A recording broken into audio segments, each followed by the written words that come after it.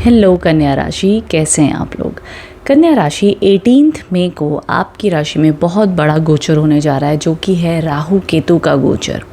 अब देखिए, आपके अगर मून साइन वर्गो है या आपकी राशि से मून राशि से अगर देखा जाए तो कन्या राशि बनती है, तो ज़रूर आप इस वीडियो को देख सकते हो। बड़ी आसानी से आप अपनी कुंडली बनवा सकते हैं ऑनलाइन, एंड उसमें आपको दिख जाएगा कि आपका मून साइन क्या है, वर्गो है, तुला है।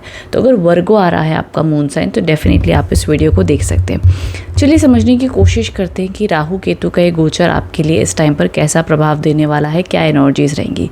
सबसे पहली चीज़, केतु देव और राहु देव का जो अब तक ट्रांजिट आपकी लाइफ में चल रहा था, मतलब पिछले 1.5 ईयर से आप क्या ऑलमोस्ट एनर्जीज एक्सपीरियंस कर रहे थे, उस पर थोड़ी चर्चा कर लेते हैं।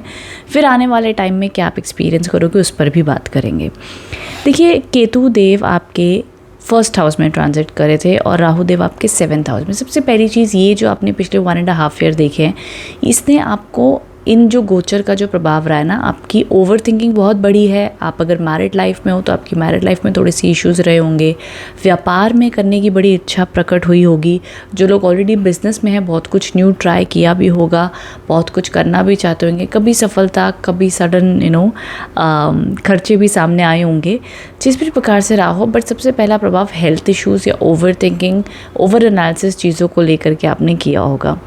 अब लेकिन जो आपके लिए गोचर जो चेंज होने जा रहा है, वो केतु देव आपके 12th हाउस में जाएंगे और राहु देव आपके 6th हाउस में आएंगे। अब ये कहते हैं बहुत ही पावरफुल गोचर माना जाता है, बिकॉज अगर आपका जैसे हम कहते हैं कि अगर चंद्र राशि से राहु देव आपके 6ठे हाउस में अगर ट्रांजिट करते तो ये बहुत ही अच्छा गोचर माना जाता है, पॉजिटिव माना जाता है। आपकी लाइफ में बरकत भी लेकर के आता है। जितने भी आपके दुश्मन होते हैं, जितने भी आपके कोई कोर्ट केस चल रहे हों, ऑफिस में पॉलिटिक्स चल रही हो, अब आपके पास में वो चालाकी और वो टैलेंट आ जाता है कि आप इन लोगों से लड़ सकें या अपनी बुद्धिमत्ता से आपको आगे विजयी करा सकें। तो राहु देव इस टाइम पर आपके फेवरेबल बन जाते हैं, बिकॉज राहु देव की फेवरेट पोजीशन मानी जाती है। एंड केतु देव भी 11th हाउस में आपको अच्छा फल देंगे, 12th हाउस में अच्छा फल देते हैं। देखिए, केतु देव जब भी 12th हाउस में आते तो इस टाइम पर जब 18 मई के बाद में क्या होगा ना, आप लोग के लिए करियर जॉब में शांति मिलेगी, करियर जॉब में चेंजेस आप एक्सपीरियंस कर सकते हो। स्पिरिचुअल विजडम आपका भी बढ़ेगा, इंट्यूशन बढ़ेंगे, मे बी आपको कोई इंट्यूटिव ड्रीम्स आ सकते हैं, कुछ गाइडेंस मिल सकती है। उस प्रकार से भी आपके लिए बहुत ही अच्छा समय माना जाएगा। आपके कोई सडन ट्रैवल्स हो सकते हैं, अब्रॉड जाने के योग बन सकते हैं, या स्पिरिचुअल ट्रैवल हो सकते हैं। जो लोग अब्रॉड जाना चाहते हैं फॉर स्टडी पर्पज़ या किसी भी कारणवश, आप लोगों के लिए भी यहाँ पर अच्छा समय देखा जाएगा। सो ऑल ओवर अगर मैं देखूँ कुल मिलाकर के, तो ये गोचर में आप लोग के प्रॉब्लम्स जो हैं वो सॉल्व होंगे एंड इश्यूज़ में आपको कहीं ना कहीं राहत मिलेगी। हो सके तो ज़रूर जब केतु 12th हाउस में आते हैं, आपको ज़रूर चैरिटी करनी चाहिए। आप चाहे अपनी इच्छा अनुसार कोई भी चैरिटी करो, कोई एजेंट जो हमारी NGOs होते हैं वहाँ पर जाके आप चैरिटी करें, आप कहीं पर भी जाकर कीजिए। आप अपनी तरफ से पंछियों को खाना दे, डॉग्स को खाना दे, बहुत अच्छा माना जाता है। ये भी आपके लिए फेवरेबल होगा। वहीं साथ ही साथ आप लोग के लिए आप देखेंगे आपके करियर में अब आपका परिवर्तन करने का मन करेगा। मे बी आप जॉब चेंज करना चाहते हो तो होगा, ऐसे नहीं कि आपके बिन चाहे जॉब चेंज हो जाएगी। मोस्ट प्रॉब्ली देखा जाएगा कि अगर आप अपनी लाइफ में जॉब चेंज करना चाहते हो तो वो होता हुआ दिख रहा है। वहीं साथ ही साथ आप लोग के लिए करियर ग्रोथ बनती हुई दिख रही है। एंड इस टाइम पर आपको बहुत ज़्यादा आइडियाज़ आएंगे अपने करियर को लेकर के कि चलो ये ट्राई कर लेते हैं, वो ट्राई कर लेते हैं, ये काम बन जाएगा, वो काम बन जाएगा। इस प्रकार से भी आपके मन में ऑप्शंस आएंगे। वहीं साथ ही साथ अगर ऑल ओवर में इस जो आपके लिए ट्रांजिट होने जा रहा है, ये समझ लीजिए आपके करियर में और ग्रोथ ही लेकर के आएगा और बरकत लेकर के आएगा। एंड जो आपके रिलेशनशिप में एक बहुत ही स्ट्रेसफुल टाइम चल रहा था ना, इश्यूज़ चल रहे थे, उसमें भी आपको राहत मिलेगी। आपकी ओवर थिंकिंग भी कम होगी। आपको माइंड में कहीं ना कहीं जो आप एकदम रेस्टलेस थे, समझ नहीं आ रही थी, कन्फ्यूजन रहती थी, ये सब चीज़ों का प्रभाव भी आपके लिए कम हो जाएगा। काफ़ी रिलैक्स माइंड आपका हो जाएगा। इस टाइम पर आप अपनी तरफ से कोई ना कोई एक नियम बनाएं, कोई ना कोई एक डिसिप्लिन फॉलो करें, जहाँ पर आपको लगे कि आप एक स्पिरिचुअली बैलेंस इंसान होकर चल रहे हैं। बिकॉज स्पिरिचुअलिटी बहुत इंपॉर्टेंट है। चाहे वो एक योगा करना क्यों ना हो, 10 मिनट मेडिटेशन करना क्यों ना हो, कोई अच्छी किताब पढ़ना क्यों ना हो, नेचर में जाकर क्यों ना बैठना हो, कोई ना कोई एक डेली हैबिट बनाए अपनी सोल हीलिंग के लिए। बिकॉज जितना आपकी आत्मा अंदर से खुश होगी ना, उतना बढ़िया आप अपने करियर में ग्रो करोगे। बिकॉज राहु और केतु की प्लेसमेंट ऐसी बैठी हुई है। जब केतु परेशान होंगे तब राहु के इफेक्ट्स में भी डिस्टर्बेंस आती है। तो केतु आपके 12th हाउस में बैठे, उसे मोक्ष का हाउस कहा जाता है। एंड केतु देव भी मोक्ष के प्लैनेट माने जाते हैं। तो बहुत बहुत हाई चांसेस है कि वर्गोस की जब ये ट्रांजिट से गुजरेंगे, एक तरफा उनका मन कहेगा कि यार खूब पैसे कमाते हैं, जॉब में चेंज करते हैं, ये करते हैं, वो करते हैं। वहीं साथ ही साथ एक तरफा उनका मन बोलेगा कि यार ठीक है, जितना होगा उतना करेंगे, साथ ही साथ मुझे मन की शांति भी बहुत ज़रूरी है। मुझे अपनी लाइफ में ना एक बैलेंस लेकर के आना, जहाँ पर मैं पैसे भी कमा रहा हूँ, कोशिश भी कर रहा हूँ, लेकिन मेरे मन में भी शांति चाहिए। मुझे एक कैद इंसान की तरह नहीं रहना है, मुझे आज़ादी चाहिए और मुझे ये मोह माया से मुक्ति चाहिए।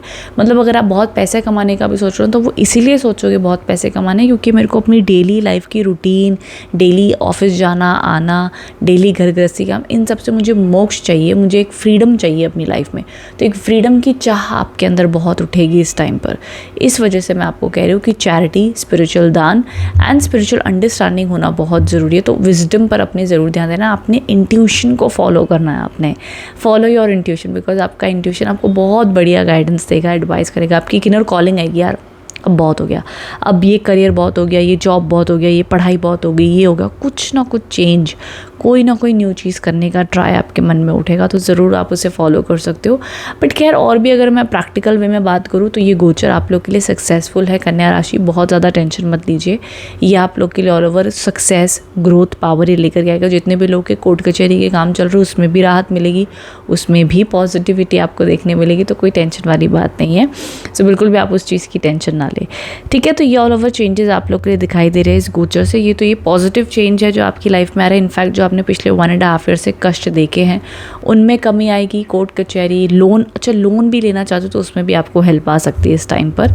एंड अगर आपके कोई शत्रु हैं, आपके कोई दुश्मन है, ऑफिस पॉलिटिक्स हो रही थी, उसमें भी आपको इस टाइम पर राहत देखने मिलेगी। लेकिन हाँ, एक चीज़ ज़रूर है कि जहाँ पर आपको अभी भी अपने जॉब में थोड़ा सा बच कर चलना चाहिए, अनवांटेड आर्ग्यूमेंट्स अवॉइड करना चाहिए, इश्यूज़ में इन्वॉल्व नहीं होना चाहिए। अगर आपको लग रहा है कोई आपका टॉक्सिक है इंसान है, उसके साथ दूरी बना करके रखें, उन्हें और समझाने की कोशिश ना करें। तो अपना काम अपने साइड में करते चले, जो ऑफिस पॉलिटिक्स हो रही है इग्नोर करें। बाकी अगर आप बहुत ज़्यादा ऑफिस पॉलिटिक्स से वैसे ही परेशान हो तो ज़रूर ट्राई कीजिए ऑफिस पॉलिटिक्स ब्रेसलेट, जिसके ऊपर मैं ऑलरेडी बहुत वीडियोज़ बना चुकी हूँ, बहुत क्लाइंट्स उसे ट्राई कर चुके हैं, अमेजिंग रिजल्ट्स एक्सपीरियंस करें। जाकर आप रिव्यूज़ देख सकते हो मेरे इंस्टाग्राम प्रोफाइल्स पर, फेसबुक पर या यूट्यूब पर। Okay, so yes, I hope आप कनेक्ट एंड रेजोनेट हो पाए हो। कमेंट बॉक्स में बताना रीडिंग कैसी लगी कन्या राशि। बाकी सब बढ़िया है। अपने आप जो भी अपनी फाइनेंशियल करियर गोल्स प्लानिंग करे हो बिंदास कीजिए, बिकॉज ये गोचर भी आप लोग के लिए फेवरेबली होता हुआ दिख रहा है।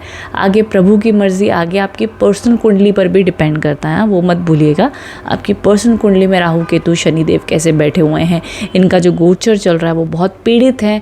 तो इंटेंसिटी जो मैं बोल रही हूँ उसकी ऊपर नीचे हो सकती है, बट फिलहाल जो हाल फिलहाल में जो हर राशि के ऊपर जो गोचर परिवर्तन हो रहा है उसका मेजॉरिटी एनर्जी किस तरफा जा रही है वो मैं आपको अपडेट दे रही हूँ। बाकी आपकी पर्सनल कुंडली पर भी प्रेडिक्शन बहुत निर्भर करती है, या जो भी मैं कह रही हूँ उसकी इंटेंसिटी ऊपर नीचे हो सकती है। ठीक है, सो आई होप इससे आप कनेक्ट एंड रेजोनेट हो पाए हो। Thank you so much for watching, thank you. And also channel पर न्यू हो तो सब्सक्राइब करना मत भूलिएगा, एंड अपने फ्रेंड्स एंड फैमिली के साथ भी शेयर ज़रूर कर लीजिएगा। Thank you so much, thank you.